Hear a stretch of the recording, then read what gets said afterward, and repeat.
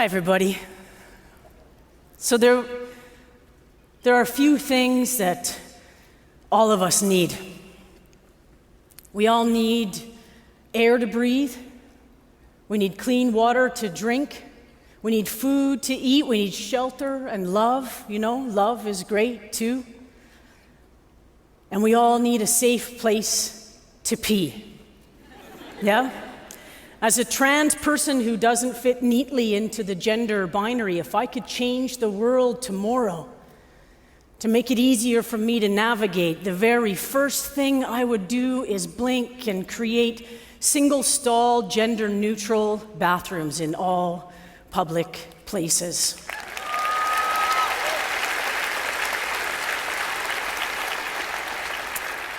Trans people and trans issues, they've been getting a lot of mainstream media attention lately, and this is a great and necessary thing, but most of that attention has been focused on a very few individuals, most of whom are kind of rich and pretty famous, and probably don't have to worry that much anymore about where they're going to pee in between classes at their community college, or where they're going to get changed into their gym strip at their public high school. Fame and money insulates these television star trans people from most of the everyday challenges that the rest of us have to tackle on a daily basis. Public bathrooms. They've been a problem for me since as far back as I can remember. First, when I was just a little baby tomboy, and then later as a masculine-appearing, predominantly estrogen-based organism. Now, today, as a trans person, public bathrooms and change rooms are where I am most likely to be questioned or harassed. I've often been verbally attacked behind their doors. I've been hauled out by security guards with my pants still halfway pulled up.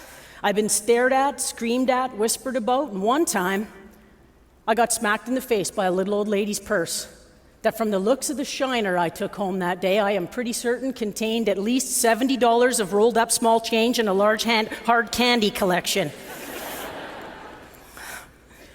And I know what some of you are thinking, and you're mostly right.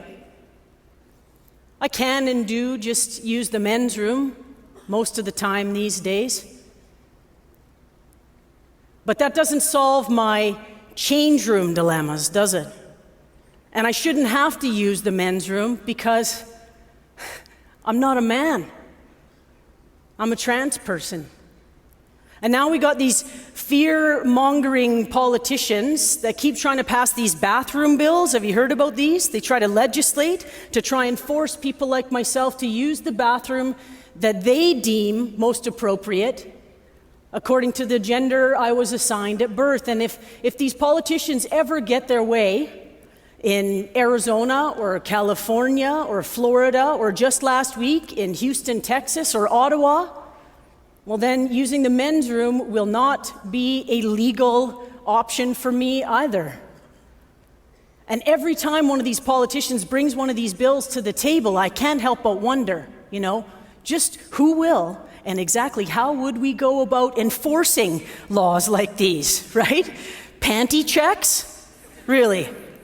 So genital inspections outside of bath change rooms at public pools? There's no legal or ethical or plausible way to enforce laws like these anyway. They exist only to foster fear and promote transphobia. Meanwhile, they don't make anyone safer. But they do for sure make the world more dangerous for some of us. And meanwhile, our trans children suffer. They drop out of school or they opt out of life altogether. Trans people, especially trans and gender non-conforming youth, face additional challenges when accessing pools and gyms, but also universities, hospitals, libraries. Don't even get me started on how they treat us in airports. If we don't move now, to make sure that these places are truly open and accessible to everyone, then we just need to get honest and quit calling them public places. We need to just admit that they are really only open for people who fit neatly into one of two gender boxes, which I do not. I never have.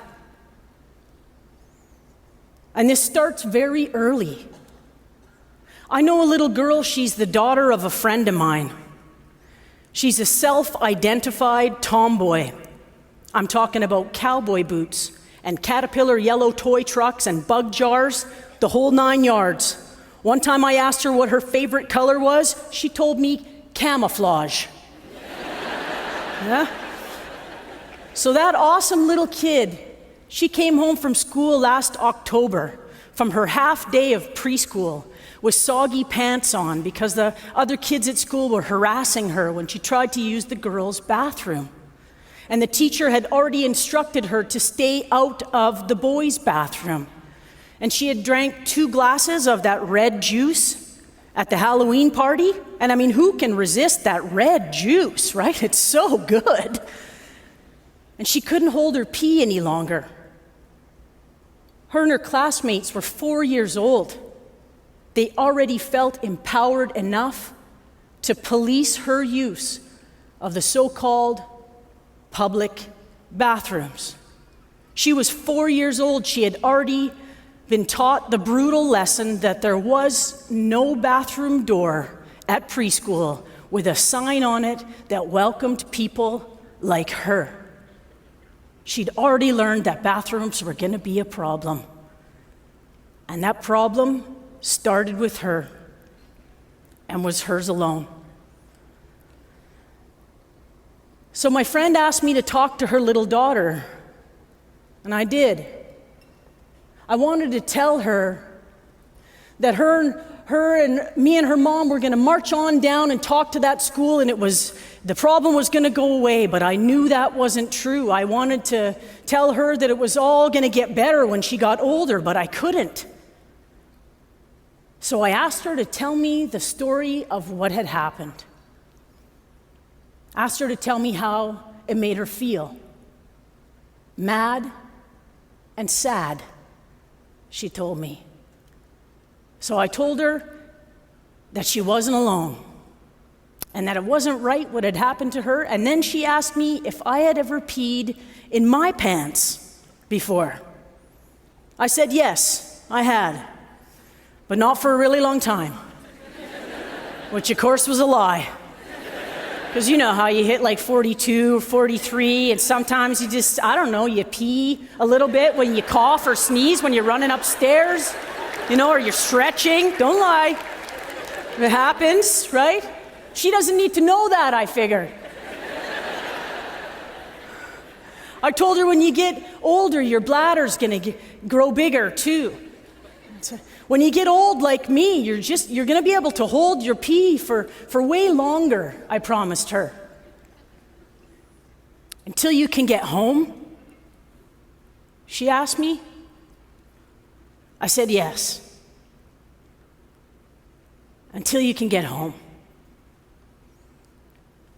She seemed to take some comfort in that. So, let's just build some single-stall, gender-neutral bathrooms with a little bench for getting changed into your gym clothes. We can't change the world overnight for our children, but we can give them a safe and private place to escape that world, if only for just a minute. This we can do. So let's just do it. And if you are one of those people who's sitting out there right now, already coming up with a list of reasons in your head why this is not a priority, or it's too expensive, or telling yourself that giving a trans person a safe place to pee or get changed in supports a lifestyle choice that you feel offends your morality or your masculinity or your religious beliefs, then let me just appeal to the part of your heart that probably, hopefully, does care about the rest of the population. If you can't bring yourself to care enough about people like me, then what about women and girls with body image issues? What about anyone with body image stuff going on? What about that boy at school who's a foot shorter than his classmates, whose voice still hasn't dropped yet? Hey, oh, grade 8, what a cruel master you can be, right? What about people with anxiety issues? What about people with disabilities or who need assistance in there? What about folks with bodies who, for whatever reason, don't fit into the mainstream idea of what a body should look like? How many of us still feel shy or afraid to disrobe in front of our peers? And how many of us allow that fear to keep us from something as important as physical exercise? Would all those people not benefit from these single-stall facilities too? We can't change transphobic minds overnight, but we can give everybody a place to get changed in so that we can all get to work, making the world safer for all of us. Thank you for listening. Thank you. Thank you.